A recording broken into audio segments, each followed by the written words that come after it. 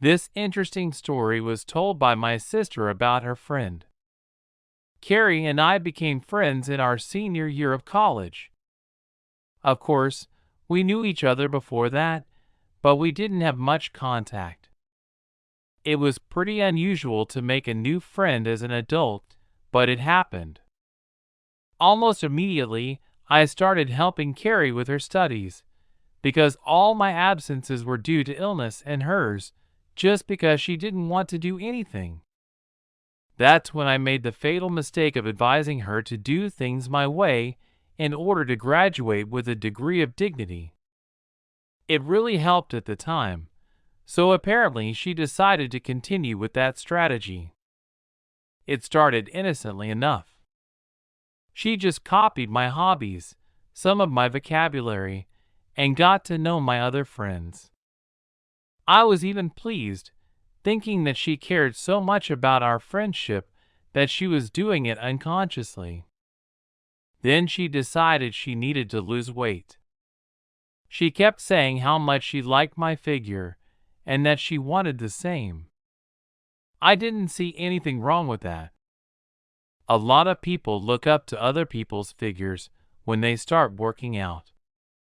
I used to do it myself, for God's sake. It got annoying when she started dressing like me. I don't blame her, but I spent years developing my style, and she thought it was great to dress like me. She even started calling us sisters. And we did look a lot alike from behind, especially when she got in shape.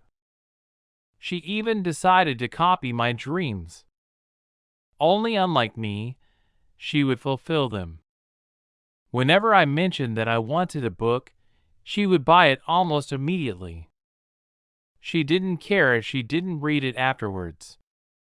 It was all about doing what I wanted to do. I tried talking to Carrie nicely, explaining that she needed to live her own life, but she just waved me off. She said I was imagining things. It wasn't really like that. I had to suck it up and hope that she'd get bored eventually.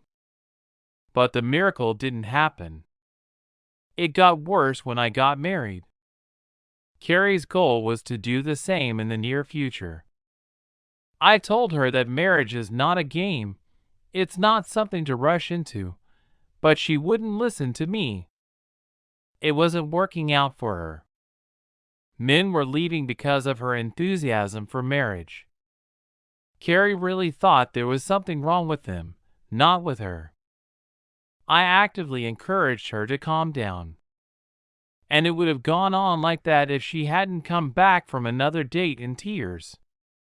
The man she went out with that day patronizingly said that bad girls like her only marry out of compassion, and he was not that desperate. That day, she decided for herself that she was ugly. She put on more makeup to hide a completely imaginary imperfection. I tried to make her realize that this man's opinion was not the final authority, but she didn't want to hear it. But the thing that shocked me the most was her conclusion that it was all because of her nose. That's the thing that's a turnoff for everybody. I have a nice nose and it works. I couldn't get her to change her mind. She even insisted I take her to a plastic surgeon to find out exactly what kind of nose she wanted. I couldn't take it anymore. I told her that success was not going to come to her if she just copied what she thought was a successful person. She got really angry, said she'd do it without me, and left. I was very afraid that the next time I would see her with my nose, but Carrie was able to surprise me. She came to me in tears. She confessed that she had been really jealous all these years, but she didn't want to accept it. She didn't realize it until right before the surgery. She apologized for everything she had done and promised never to do it again. It was so sincere that I forgave her. She deserved a second chance.